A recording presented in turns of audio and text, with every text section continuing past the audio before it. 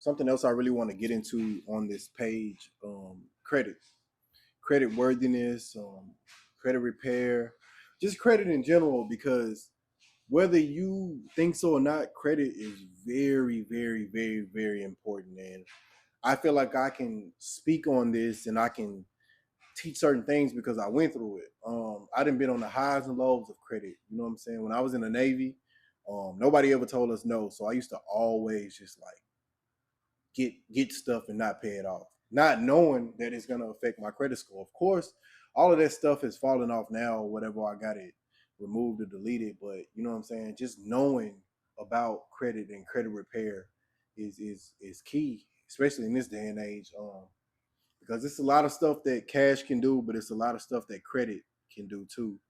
And I just want to talk about the different aspects and different avenues and stuff that I use to not only build my credit. I want to talk about the stuff that destroyed my credit. I want to talk about the habits that destroyed my credit. And this is just an introductory video, but I'm going to be going into every aspect. And it's a lot of credit building apps that I want to talk about.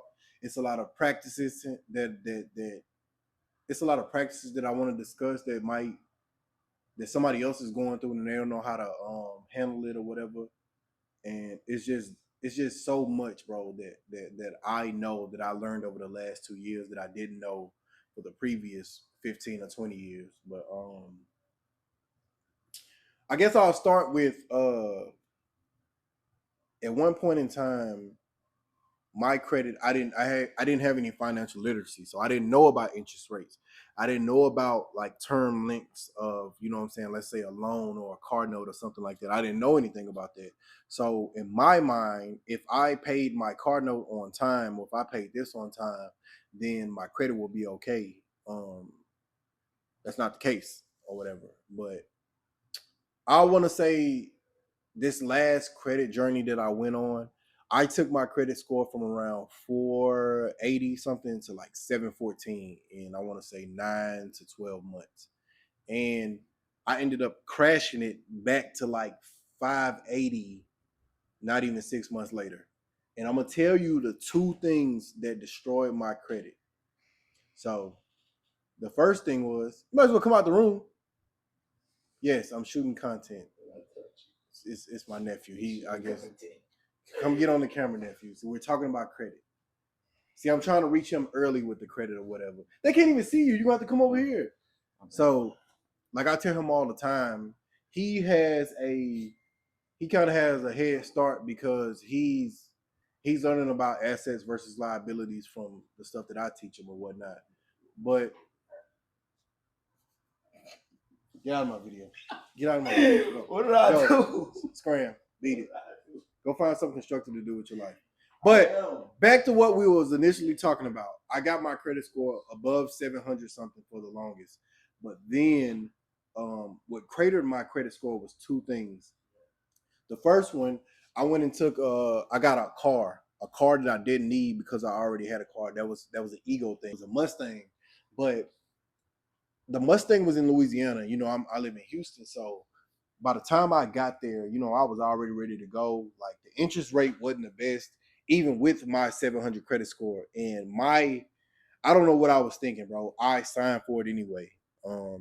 And that was the first thing because it added $20,000 in debt on my credit profile. My credit, I had $4,500 in total debt. So my credit jumped up to about $25,000 overnight. And then like the payments and stuff. Like, of course, everybody goes through financial troubles and stuff like that. So it was a point in time like I'll be like a month behind on my car note, but they don't care about your circumstances. They need it just like that. So those reported late payments that tanked my score.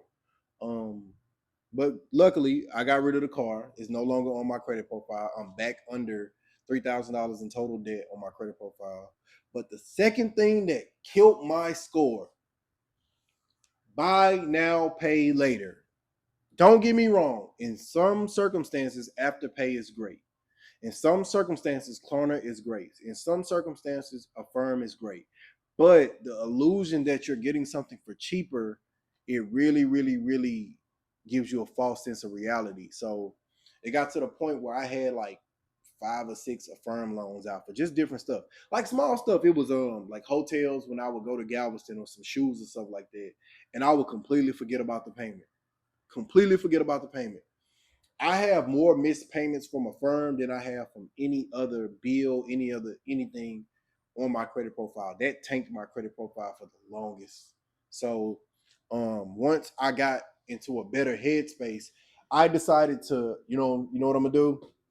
I paid off all the Affirm loans. Like I said, I got rid of the car and I started from scratch. And right now I'm at like a 645, I think. 645.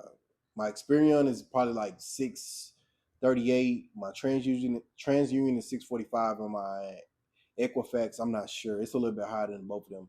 But I said all that because those were the two things that tanked my score. And the previous 9 or 12 months before that, you couldn't pay me to go to no car lot.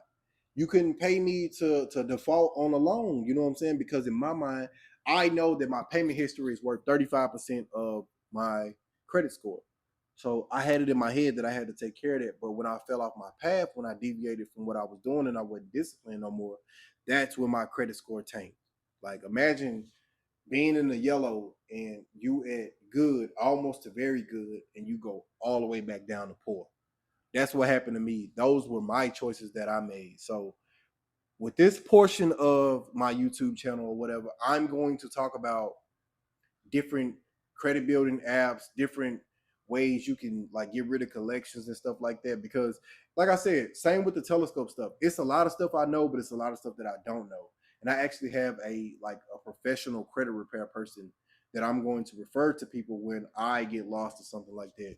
But overall, man, like hopefully, like I said with the telescope, I'm learning as I go, and hopefully I can teach y'all something, especially when it comes to stuff like self credit card, kickoff, what was the other one? Moneyline. It's so many different other credit building apps you can use to establish credit or to repair your credit. So we're just gonna like go through them all, and then it's um, different other aspects. Because man, believe it or not, it's an epidemic in this country, and it's called overspending and consumer. No, it's doom spending, and it's another one. I can't think of the name of it, but we're gonna discuss all that, and we're just gonna discuss about living within your means. You know what I'm saying? Just so you can keep your credit score at a